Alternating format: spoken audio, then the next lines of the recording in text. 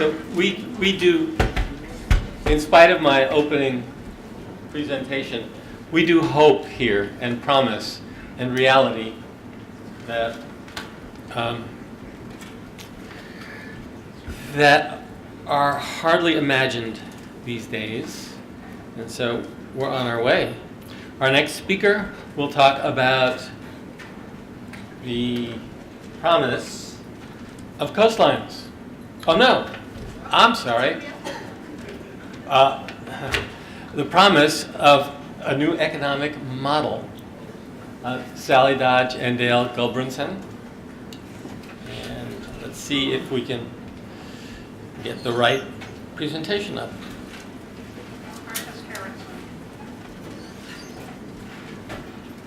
Look for the carrots. Look for the carrots.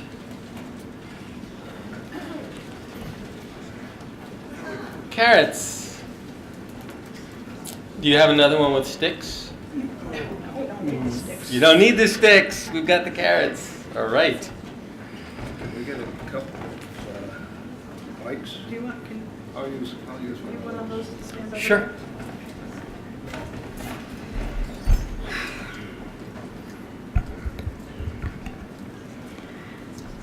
Hello, everyone. Is that all right? So we're very pleased to be following on David Johnson because we're going to talk about how we use the economic system, the new scalable impact investing system to actually do the work that needs to be done on our farms and for our food system. Sally, can everybody hear me? Okay, good. We're going to be going back and forth. And Sally and I are a wife-husband team from Vermont. And so we work together. This is our fourth year with Iroquois Valley Farms. And Iroquois Valley Farms is it's a food and farming, an organic food and farming business. And we like to think, like many of our investors and many of our farmers, that we are helping to lead the food and farming revolution. And so, following David's remarks, we're another presentation that is good news. This is a good news presentation. And prior to us coming here, we sent the program information around to some of our colleagues, and our CEO and co-founder David Miller sent us this quote in reaction to today's presentation and in reaction to the conference that we're having this weekend. And Dave, who we think is just a great leader, and he said that we are engaging the next generation of investors and farmers. Our REIT, or our Real Estate Investment Trust, is the private market medium to change agriculture. And we really think that's true. And so a lot of what we're going to be talking about today is our ecosystem, Iroquois Valley Farms ecosystem. And you'll also see that we're over here we're a certified B Corp. That is not part of Iroquois Farms' individual or internal ecosystem, but that's part of the ecosystem that we are part of. It's part of the broader economic ecosystem that we've been hearing about earlier in this conference. And so what we're going to be focusing on primarily is where Iroquois Valley Farms fits into the climate change. What is the path that Iroquois Valley Farms is providing for the positive change that we need? What else, Sal? Well, Iroquois Valley Farms is an impact investment company, and impact investment, I like seeing those words right up there over there, is a new way, not that new, but it's a lot of people have surplus capital, and a lot of people are making the decision now to put that surplus capital, instead of just in the the regular stock market where they're gonna, bet on whether a stock goes up or down. They're gonna put their money where it really has the greatest effect. So at Iroquois Valley Farms, we have about 350 investors at one end, and we have now over 55 farms, and our investors provide the funding. We buy the land and then lease it to farmers so they don't have to put that capital into the land, they can put it into their operations. We require that the farmers become organic, and so that's all coming together. And over the years now, when Dale and I came to work for the company, we had 7 farms. Now we have about 55 farms. And we call it scalable because as the money comes in, we buy the farmland. We have a pipeline of farmers who are waiting to either transition to organic or they're already organic. And we're building a huge, it's not huge yet, but it's a community that can become really large. And will do what David was talking about with the soils and actually put that work into practice. And so our farmers come in on different levels of regenerative, and the first level is simply to stop using chemicals, and then from there build on building the soils and building the microbial community. Yeah, the only other thing I would add is that it's really indefinitely scalable. We don't see any. The only limits to scalability from our point of view, shouldn't say the only. They're big deals. One is having enough farmers who want to farm organically and regeneratively. So that's one variable. The second is to have impact investors, socially responsible investors who want to invest their money with us. So what this next slide, what this represents is our internal Iroquois Valley Farms ecosystem. And if you sort of take a look at it here, what we're looking at is four different parts of our internal ecosystem. And with us, that first part's the most important, the higher purpose. And as we were talking about before, from an economic perspective, from an impact investment perspective, our investors want a return on their investment and a safe place to put their money. But more important to them are the impacts that are going to result from their investment. And so that's where the higher purpose comes in, the higher meaning, and it really drives all of us. Anybody connected with Iroquois Valley Farms is driven by that higher purpose. The second point, the stakeholders, there's a stakeholder orientation around all of our stakeholders. And there's really, the farmers are certainly right out there. They're the rock stars of Iroquois Valley Farms. They really are doing wonderful works. But the same with our investors, consumers that we'll be talking about, all of you eaters out there, people who I hope are choosing organic food when you make those decisions on what you eat and how you're going to spend your money. But more importantly, what we keep hearing about and what we've been talking about all day today, last evening, is the importance of Gaia, and that's also an important stakeholder. And so all of our actions go back to those stakeholders. And then the third component, leadership. We like to think that all of our leaders at Iroquois Valley Farms, and we believe in shared leadership, see ourselves as servants. And so we're serving the rest of the organization. We're serving those stakeholders, and we're serving our higher purpose. And then the last part of our internal ecosystem, culture. And we're looking at the values, the systems, the processes that embody our company. And again, I'll go back to the higher purpose and the orientation around the stakeholder. So you can see that internal ecosystem is interconnected. And It's not anything that is unique to our organization, but we do happen to think that we have a very special organization, and these are the internal ecosystem principles and structure that we try to operate under. Sal, what do you want to say about that?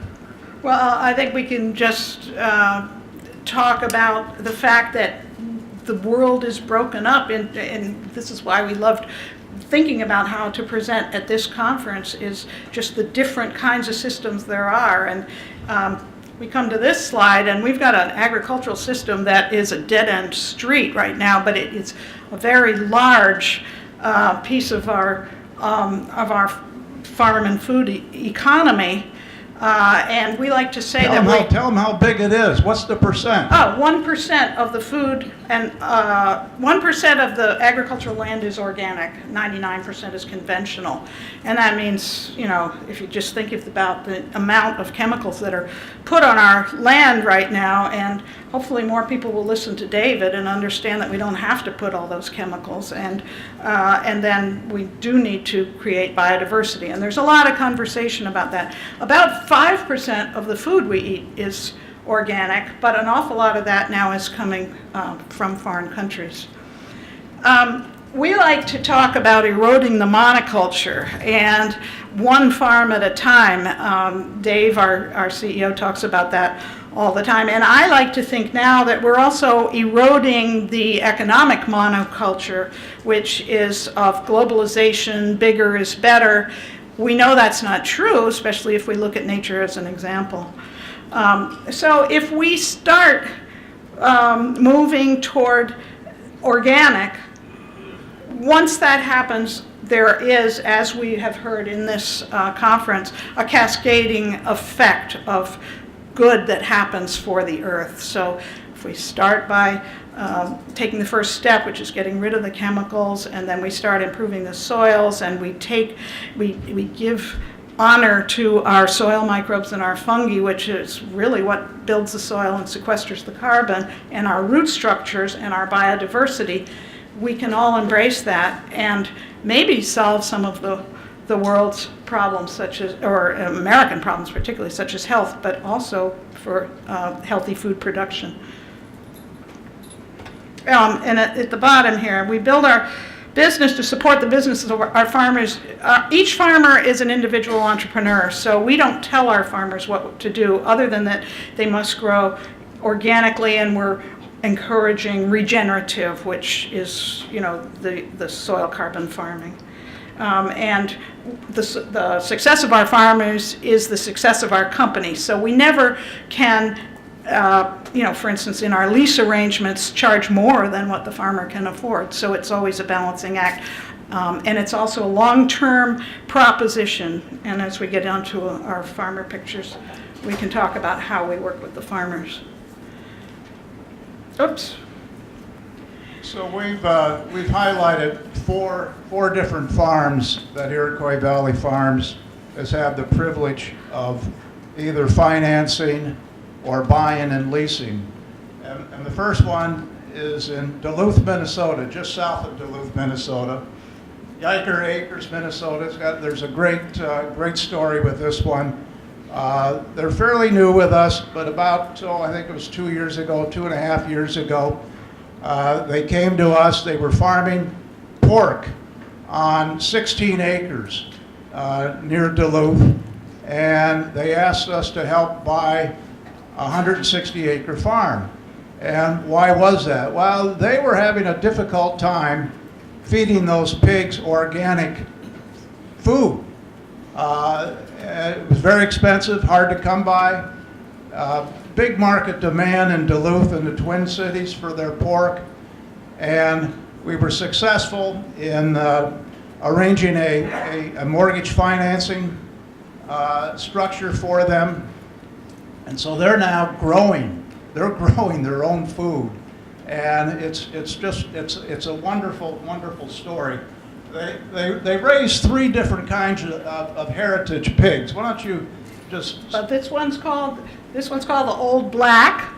And I love this picture because not only are they raising some grains for these pigs, but they're organic grains, but they're also really raising the pasture, and these are really pasture-fed pigs. Then that one over there, I believe, is a Mangalitsa, which is a Eastern Europe kind of pig that really has a fur rather than just hair on it, and does really, really well in the cold winters of Minnesota. Loves to sleep in the snow. And then they also have Tamworths, which is another fine heritage breed of pigs. But one of the things that I love thinking about the Wykes, and besides being pork farmers, they are wild cross-country skiers and bicyclists. Great athletes. Yeah. But the other thing is that Dale's brother, who lives near Duluth and buys a lot of pork from these people, he said, you know, the Wykes were spending their time trying to figure out what is the best thing they can do for the planet, and they know it's raising pork. And I just love thinking about that. And yesterday when Adam was talking about just love in our love for the planet and biodiversity, I have to say we all just love our farmers. And So they're part of our ecosystem. Go down one slide and we'll show you another part of our ecosystem. This is where the consumers come in. And that Duluth Grill, popular place. If you ever have the opportunity of traveling in Duluth, go to the Duluth Grill. Not only will you get great pork there that's organic and unbelievably delicious, but everything else that's grown around Duluth. And they have an unbelievable food hub system in and around. Anybody from Duluth here? Yeah. Well, it's a wonderful place right on Lake Superior. And talk a little bit about this. Well, our farmers also are rebuilding community, which is a big part of our ecosystem as well. And so we showed these pictures because they're supporting the local community. They are also having these sausages made in the Twin Cities, and they sell quite a bit of meat in the Twin Cities. But then they also inspire the local public, and they have farm festivals. They've got a farm stand, a farm store at their place, and they also sell at the Duluth Co-op. So part of the whole ecosystem that we like to think of at Iroquois Valley Farms is our real rebuilding of communities, which has been lost by the bigger, huger farming where tractors and one operator have substituted for whole communities that there used to be. And I just wanted to say one thing before we go down to Virginia, that Sal is talking about the concern for animal welfare, talking about including the community, and she's really talking about a new regenerative organic standard that is in the process of being developed right now. And the Rodale Institute is sort of heading that work right now, being supported by Iroquois Valley Farms, but also a lot of help from Patagonia, a lot of help from Dr. Bronner's, a lot of help from a lot of other people. And it's much more inclusive. It opens up that ecosystem to include the community, the animals, everybody who works the farm. And corporate investment. That's right. Is That's happening exactly now. right. So our farms, our 55 farms, range from Montana to Maine and Minnesota to Virginia. I'm not sure how many states we're in right now, but we showed you Minnesota now. This is a recent farm that we bought in with these young people, Ben and Kristen Beichler, in the Shenandoah Valley of Virginia. It's just an absolutely spectacularly beautiful farm. And Kristen grew up on a dairy farm. Ben had not farmed on a dairy farm before, but both of them met when they were working for Joel Salatin at his Polyface farm. You may have heard of that one, also in this part of Virginia. and they learned a lot about regenerative farming there, and Fell in love. They did fall in love. They're both still in their 20s. I have to say that 70% of the farms that we buy are for millennials, whether they're second or third generation or first generation, but we're getting a lot of younger people onto the land, which... After they joined, another next generation came along shortly thereafter. Yeah, I think that they closed on the farm the day after their baby was born, their second baby. In a 10-year period, besides working for Joel Salatin, Ben went up to Pennsylvania and worked on a grass-fed dairy farm. Grass-fed means they don't feed the cows any grains at all. And it means that the yield of the milk is going to be less, but the quality of the milk is going to be better, their costs are going to be lower, and you may be seeing grass-fed milk much more often in the places where you shop. Has anybody tasted grass-fed milk products here? Yeah, so you know what we're talking about. No, it's just unbelievably delicious. Go ahead, Madam. Well, so I'll talk a little bit about the deal with the Beichler's. Iroquois Valley Farms, in this case, we bought the land. We did not want to buy the buildings. One of the things is that we don't like to be in the landlord business. We don't want to fix the roof or the hot water heater. So with the Beichler's, we got together with FSA, Farm Credit, Iroquois Valley Farms, Kristen's grandmother, who actually invested in our company so that it would help fund the purchase of the farm. And I'm just interrupting. You notice how we're expanding the ecosystem back and forth.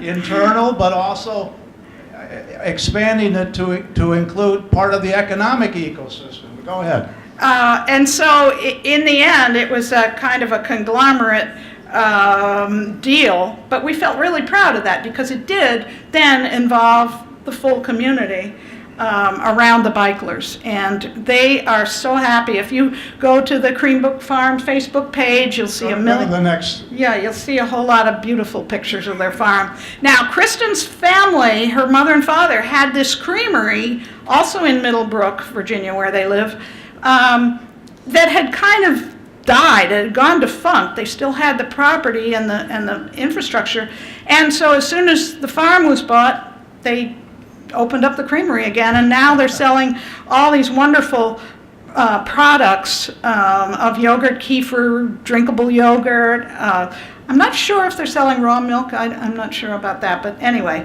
And then they have a store in there, and now I think they're also expanding to Richmond with some of these products.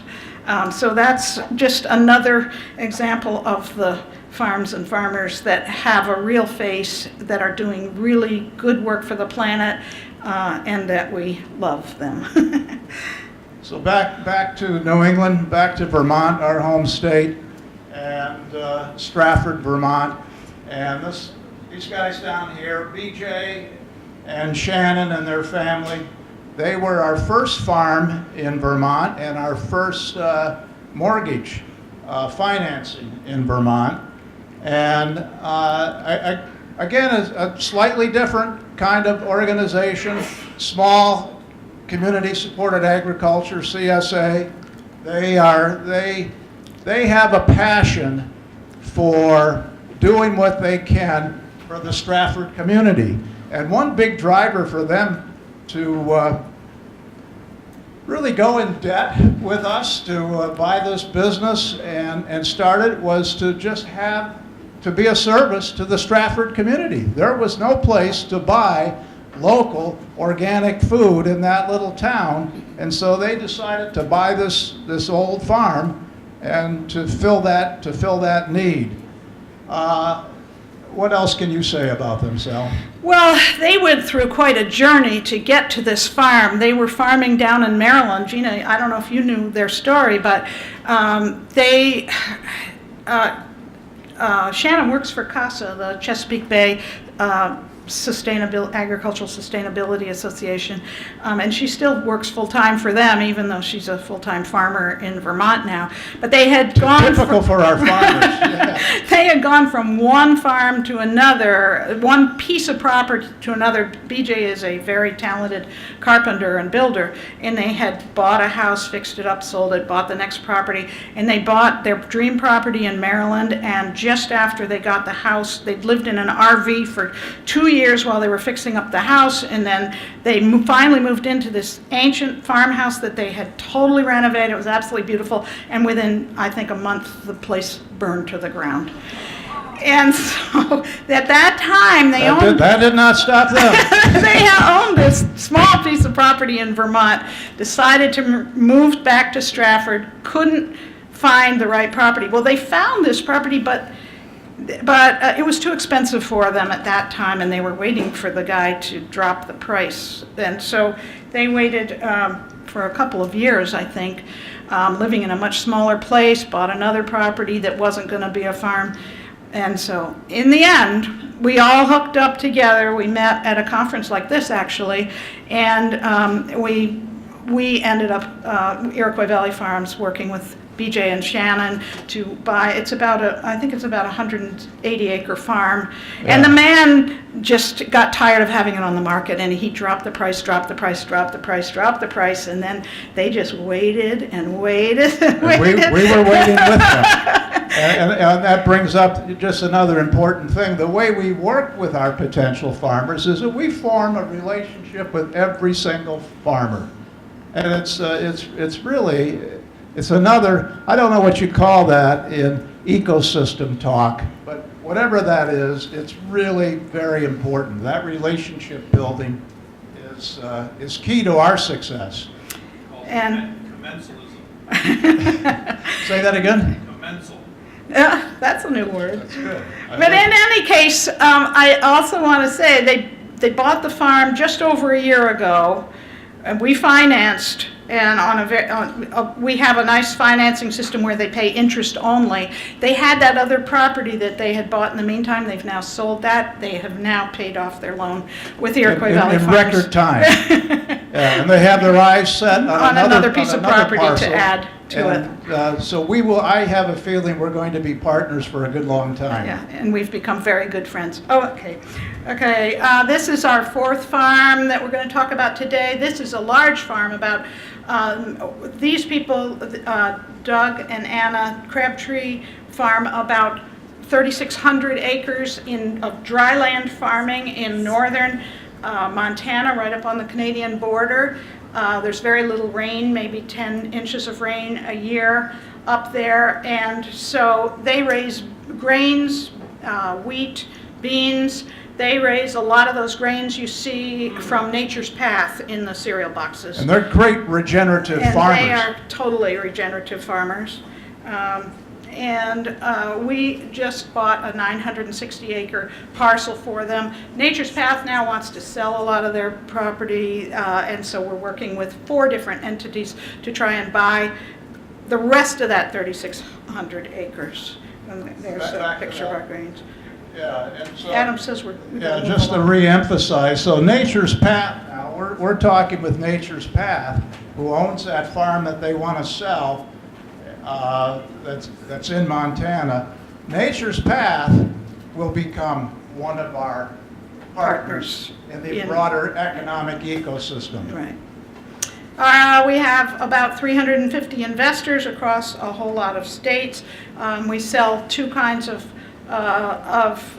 investments. One is equity in the company. If you buy equity, you have to own it for 7 years before you can turn it around. For 7 years. And then we also sell what we call soil restoration notes, which is debt, which you can buy, and you get a 1.5% return. Let me just say a quick thing about that equity. What Sal is saying is that we have about 350 accredited investors, and part of the requirement is when they invest in our company, it's got to be a long-term investment. So we say a minimum of 7 years before you can redeem your investment. Now here's the interesting thing. We've been in business for 10.5 years. Only one investor in the entire time has come to us and said, I got to get my money out. And the reason was there was a unfortunately, an illness in the family, and the person needed money. And that's been the only investor. So our investors are incredibly, principled and committed to our work and invest for the long term. And, yeah, they're amazing investors, and these are the names of some of the financial advisors who work with us and recommend us to their investors. And then finally, the consumers are a big part of our business, and the people who want to eat healthy. We think moms are the drivers of the organic food and farming revolution because they're moms and dads, but the moms do a lot of the shopping. And healthy people, healthy planet, and we love what we're doing. Thank you very Thank much. you.